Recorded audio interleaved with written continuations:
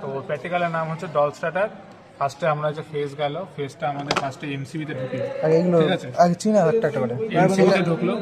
এটা হচ্ছে আমাদের নর্মালি ক্লোজ সুইচ, এটা আমাদের নর্মালি ওপেন সুইচ, এটা আমাদের কন্ডাক্টর।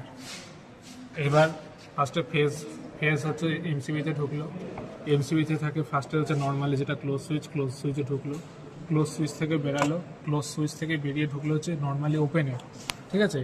এবার আমরা ওপেন থেকে একটা তার বের করে নিয়ে গেলাম কন্ডাক্টরের A1 নিয়ে গেলাম, যে কন্ডাক্টরে কালো তার, এখানে A1 আছে লেখা, এখানে ঢুকে গেল, A1 গেল। এবার হচ্ছে A1 ঢুকে গেলে এবার হোল্ডিং বানানোর জন্য আমরা কি করলাম, আরেকটা তার নিলাম, আরেকটা তারকে আমরা কানেক্ট করলাম হচ্ছে নর্মালি ওপেনের সঙ্গে।